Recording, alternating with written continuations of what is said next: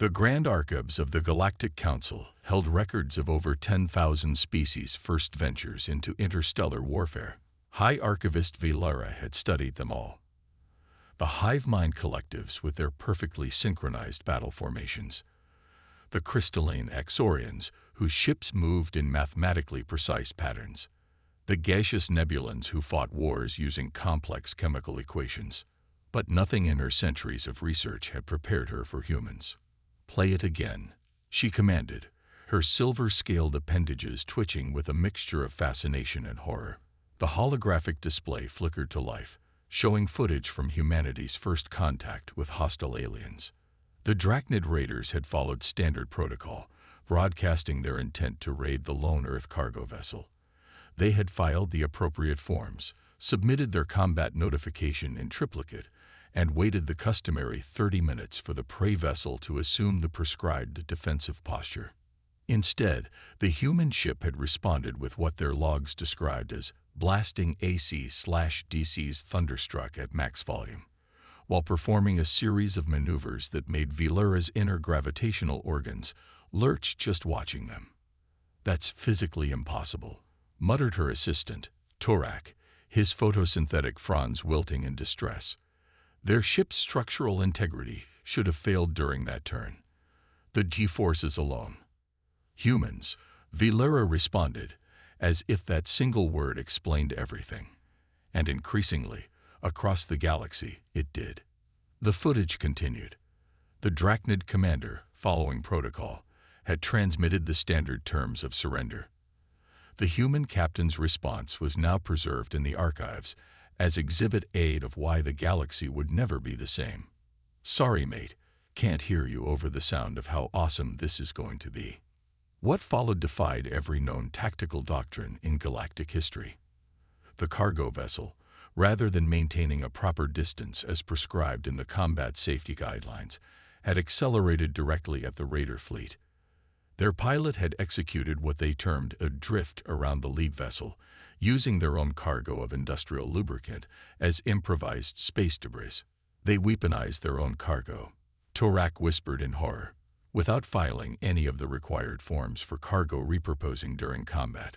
The Drachnid fleet, their sensors confused by the unauthorized debris field, and their command structure paralyzed by the humans' complete disregard for proper combat etiquette, had scattered. 3 ships collided trying to execute standard evasive patterns that hadn't accounted for the human vessel's erratic movements. "Notice their internal communications during the incident," Vilara highlighted, bringing up the translated transcript. "Yeah," the human pilot had exclaimed while executing a maneuver that technically shouldn't have been possible in normal space. "Always wanted to try that." "Dude, did you learn that move from playing asteroids?" another crew member had asked. "Nah, more like Space Invaders meets Initial D." The Drachnid raiders had retreated, not in the orderly fashion prescribed by regulation, but in what their commander's report described as blind panic. They had filed 17 different regulatory complaints, citing the humans for violations ranging from unauthorized use of musical psychological warfare to making space combat look fun, which it most certainly should not be.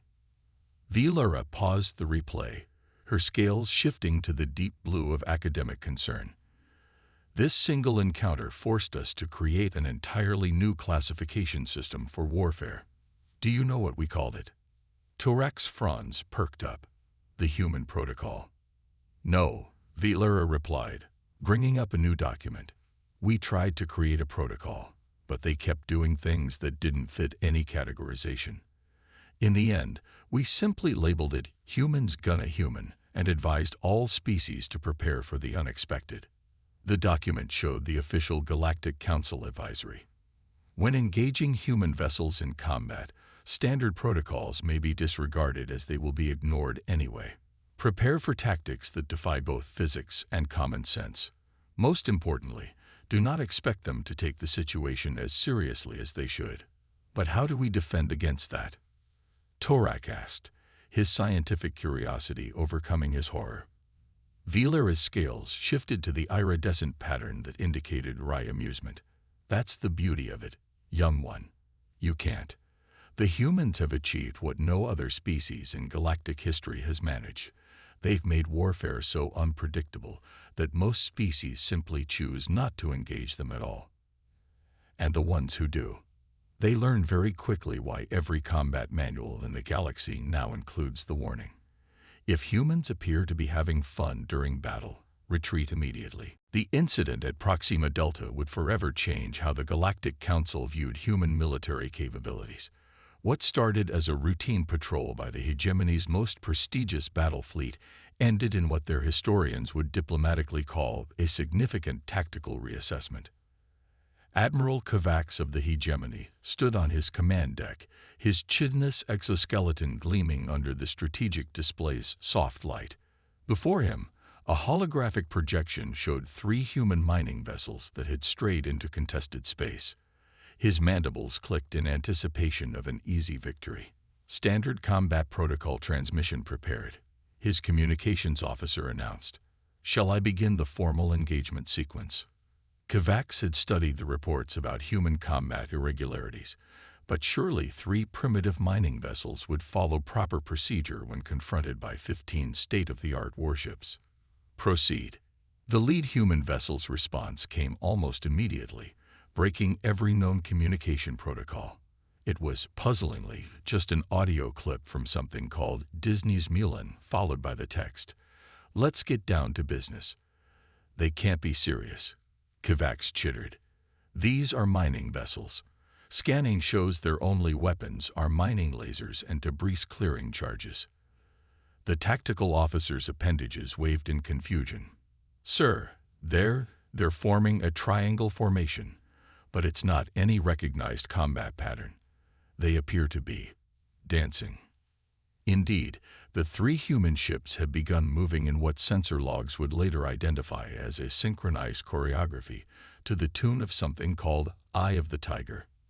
Their mining lasers, calibrated for cutting through asteroids, traced patterns in space that any civilized species would recognize as completely inappropriate for proper combat. "This is highly irregular," Kovacs announced, his professional discomfort growing. "Where are their formal combat responses? Their documented strategy uploads? Their insurance liability forms?" "Sir," the sensor officer interrupted, "they're using their debris-clearing charges to create a particle cloud shaped like, is that a smiley face?" The human ship's next transmission consisted solely of an ancient Earth image labeled "Deal with it," followed by what the translation matrix identified as sunglasses emoji. Kovacs's command staff watched in horror as the human vessels began executing maneuvers that their tactical computers repeatedly labeled as physically improbable and unnecessarily flashy. They were using their mining equipment in ways that violated at least 7 different safety regulations and several laws of physics. They're turning their ore processing ejectors into makeshift propulsion systems, the engineering officer exclaimed. That's not what those are for." The human ships, now trailing sparkling clouds of processed mineral residue, began what could only be described as an elaborate space ballet. They wove between the hegemony vessels with a precision that somehow managed to be both impressive and utterly absurd. "Sir," the tactical officer reported, mandibles twitching, "3 of our ships have collided trying to predict their movement patterns. 2 more have shut down their engines because their tactical AIs have crashed trying to calculate the humans' next moves. But they're mining ships," Kovacs protested. "They don't even have proper weapons." As if in response, the human vessels began using their tractor beams to grab nearby asteroids, spinning them like cosmic yo-yos in what their transmissions called the ultimate game of space tetherball. The hegemony fleet's formation, praised in military academies for its geometric perfection, dissolved into chaos. Ships designed for precise, regulated combat found themselves unable to cope with opponents who treated space warfare like a dance competition. They're now broadcasting something called "Can't Touch This" across all frequencies. The communications officer reported, their professional demeanor cracking. And they changed their transponder signatures to read "Mining for Victory" and "Rock and Roll." The final straw came when the human ships began using their ore processing equipment to spray clouds of refined metallic dust into space, creating what they termed a disco ball effect that played havoc with the hegemony's targeting systems. "Sir," the first officer approached Kivax, their voice low. "I believe we should consider a strategic withdrawal. Retreat. From mining vessels." Kivax's pride warred with his growing sense of unreality. "On what grounds?" "I suggest we cite Regulation 47B," the first officer replied. "Withdrawal is permitted when encountering combat situations that exceed standard tactical paradigms. And, sir, nothing about this is standard." As if to emphasize this point, the human ships have begun executing barrel rolls while trailing sparkly mineral residue, creating what one enthusiastic human crew member termed the ultimate space rave. Kivax, watching his prestigious fleet being systematically humiliated by 3 mining ships whose crews appeared to be having the time of their lives, made the only logical decision: begin withdrawal procedures. And he added as his ship turned to retreat, "Classify this encounter as typical human behavior. No further explanation needed." The human ship's final transmission, broadcast as the hegemony fleet fled, was simply GGEZ, followed by a string of emojis that the ship's AI refused to translate on the grounds of maintaining crew morale. The incident would be added to the growing collection of case studies on human combat doctrine, filed under encounters that should not have worked but somehow did anyway.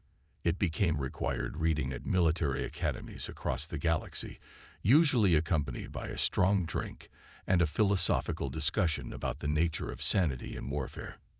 The Emergency Symposium on Human Combat Doctrine was not going well. The Grand Hall of Military Sciences, usually a model of orderly academic discourse, had descended into barely controlled chaos as experts from across the galaxy attempted to make sense of humanity's approach to warfare. Chief Analyst Zixtal, whose species prided themselves on their logical approach to all things, stood before the assembled experts, their crystalline form flickering with barely contained frustration. Behind them, a holographic display showed dozens of human battle recordings, each more inexplicable than the last. "Let us review what we know," Zixtal began, their voice resonating with forced calm. "Humans appear to base their combat decisions on what they call vibes." A quantum representative raised an appendage.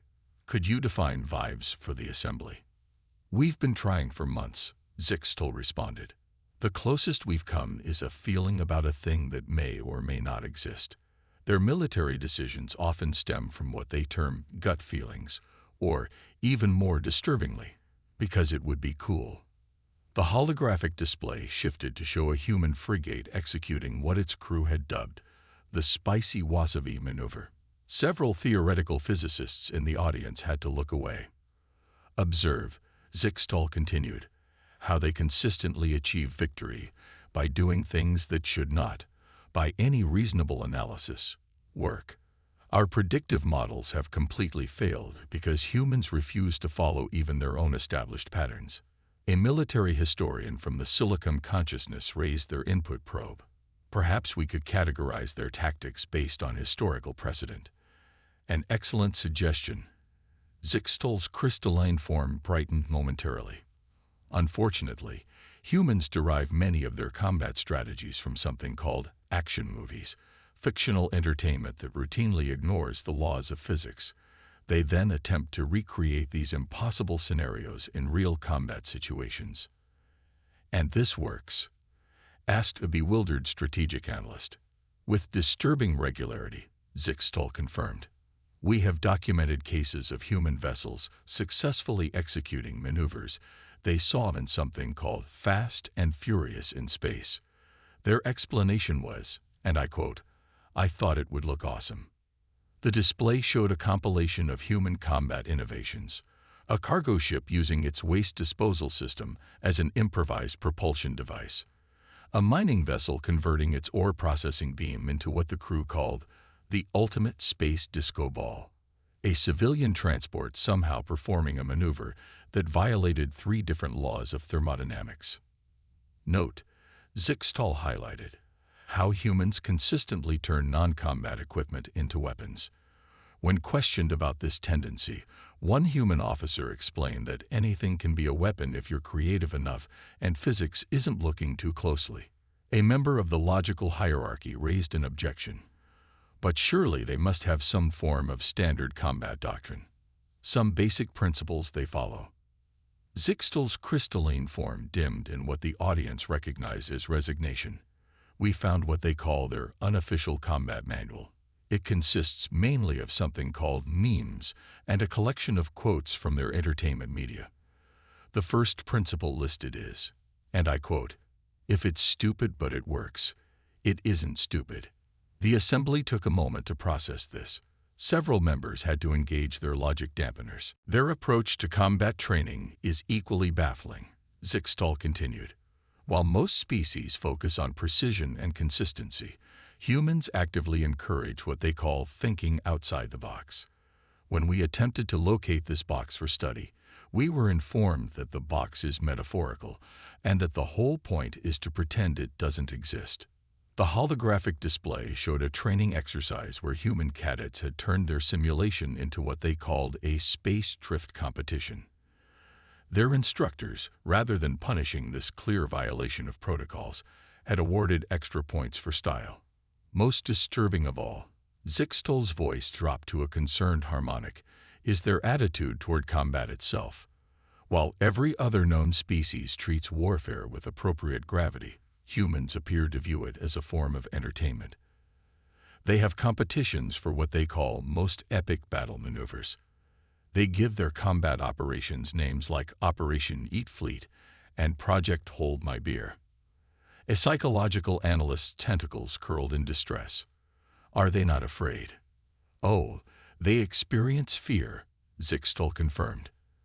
They simply choose to respond to it by, in their words, doing something so crazy it just might work. And the most incomprehensible part, it usually does. The assembly descended into murmured discussions, their various appendages and sensory organs expressing a mixture of horror and reluctant admiration.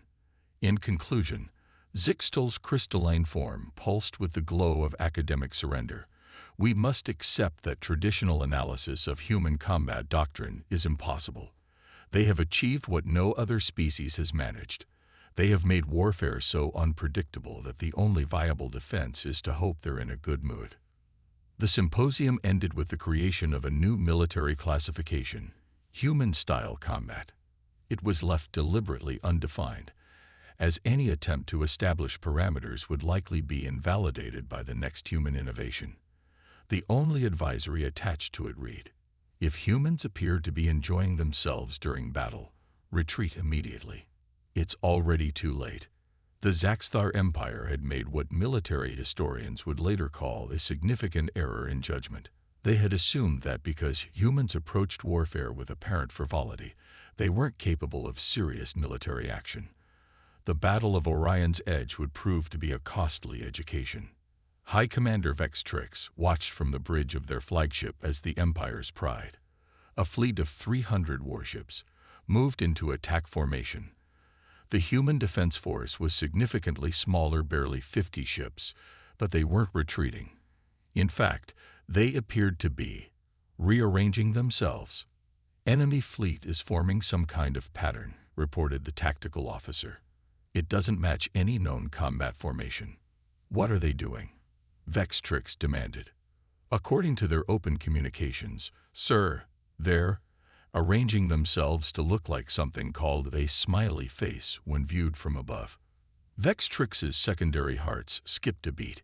Every report they'd read about human warfare contained the same warning. When humans started having fun in battle, trouble was imminent. "They're broadcasting on all frequencies," the communications officer announced. "It's music." The sound of bagpipes filled the command deck, followed by something the translator identified as the Imperial March from Star Wars, but it's a Celtic rock cover. "Sir," the tactical officer's voice wavered, "their ships are dancing." Indeed, the human fleet had begun moving in perfect synchronization to the music. their ships weaving complex patterns that somehow managed to be both tactically sound and utterly ridiculous. The formation shifted from a smiley face to what appeared to be a running stick figure, all while maintaining their defensive positions. "This is psychological warfare," Vextrix declared. "They're trying to unnerve us." Launch the first wave. 100 Zaxthar warships surged forward, their formation a perfect geometric pattern that had won battles across 3 spiral arms. The humans responded by having their smaller ships perform what they called the ultimate crowd surf over their larger vessels, using the combined gravitational fields to slingshot themselves into attack positions. "They're using their own ships as launch catapults," the physics officer exclaimed. "That's not. They can't." "Stop telling them what they can't do," Vextrix snapped. "Just tell me what they're actually doing." What they were doing defied every convention of space warfare. Human vessels darted between the Zaxthar ships, their movements choreographed to the continuing musical soundtrack that had now shifted to something called Thunderstruck. They were using their own damaged ships as impromptu missiles, but only after the crews had apparently hosted what they called evacuation parties, complete with something called crowd surfing to their rescue vessels. "Sir, they're posting footage of the battle on something called Space Talk in real time," the communications officer reported. "They're adding something called sick beats and meme commentary to our attack formations." The Zaxthar fleet's perfect geometry crumbled as human ships executed maneuvers that their tactical computers repeatedly labeled as mathematically improbable and unnecessarily extra. They turned their own debris into weapon systems, used their emergency thrusters to create what they called space donuts, and somehow managed to turn a series of catastrophic reactor failures into what they termed the galaxy's biggest fireworks show. "Second wave, advance," Vextrix ordered, their voice cracking with desperation. The second wave never got the chance. The humans had apparently decided that conventional space warfare was too boring. Their ships linked together in what they called Voltron formation, using their combined tractor beams to create a gravitational vortex that sent the Zaxthar ships spinning like cosmic tops. They're coordinating their attacks using something called TikTok dance moves, the tactical officer reported, their professional demeanor finally cracking. And it's working. The humans had turned the battle into a performance, complete with running commentary and what they called highlight reels. But beneath the apparent chaos and showmanship, Vextrix realized with growing horror was a lethal efficiency. Every ridiculous maneuver, every physics-defying stunt, served a tactical purpose. They weren't just winning the battle, they were turning it into entertainment. "Sir," the strategic officer's voice was barely a whisper. They're scoring their own battle performance. They're giving themselves points for style." The final straw came when the humans executed what they called their final. Their remaining ships formed a pattern that the cultural database identified as a chef's kiss, before launching a synchronized attack that combined principles of classical ballet, professional wrestling, and what they called that really cool scene from that one movie. "Full retreat," Vextrix ordered, their voice hollow. "And someone please turn off that music." As the remnants of the Zaxthar fleet fled, the human ships performed a synchronized victory dance to something called "Another One Bites the Dust." Their final transmission to the retreating empire was a compilation of battle highlights set to triumphant music, with the caption "GGEZ, get wrecked." The Battle of Orion's Edge would be studied in military academies for centuries to come, though most species found it too disturbing to watch the full footage. The official analysis was brief. Humans have achieved the impossible. They have turned warfare into an art form, but one that gives military strategists nightmares. The Zaxthar Empire, once proud of their mathematical approach to warfare, added their own warning to the growing galactic database. Do not assume humans are incapable of serious warfare just because they treat it like a party. They will defeat you with precision and style, and then post your humiliation on something called social media with amusing commentary. The annual Galactic Defense Conference had changed significantly since humans joined the interstellar community.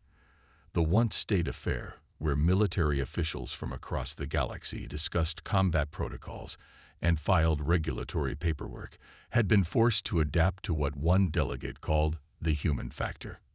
Supreme Strategic Coordinator Fithrix, a being of pure energy contained within a crystalline matrix, observed the changes with a mixture of resignation and amusement. Where once there had been neat rows of delegates exchanging military documents, there was now what humans called a space combat convention, complete with demonstrations, workshops, and something called cosplay. The humans are giving another presentation, Fithrix's aide reported, their plasma form flickering with uncertainty. They're calling it Top 10 Epic Space Battle Moments that made physics cry. The main hall was packed. Even species that had sworn never to engage in combat attended these sessions, if only to understand what to avoid. On stage, a human admiral was enthusiastically explaining how they had won a recent skirmish using tactics inspired by pinball machines, and that one scene from Pirates of the Caribbean. "Note how they've influenced our own forces," Fithrix observed, gesturing to where various alien military officers were attempting to learn what humans called sick moves in a zero-gravity training chamber. The hive mind collectives are particularly concerning. They've started adding what they call flash mobs to their attack formations. Indeed, the changes were everywhere. The quantum harmonics, once known for their precisely calculated battle equations, had developed something they called jazz warfare, improvised combat patterns that made tactical computers short-circuit in confusion. The Silicon consciousness had begun programming their warships with what they termed vibing algorithms. "We've had to completely revise the military conduct code," Fithrix's aide noted, pulling up a holographic document. The new edition includes sections on acceptable levels of combat swag and guidelines for battle music selection. The document's introduction now contained a disclaimer. Warning: traditional combat protocols may be disregarded in the presence of humans, as they will be ignored anyway. Prepare for what humans call freestyle engagement. Fithrix drifted toward a workshop where a human instructor was teaching a group of bewildered alien officers something called space drift techniques.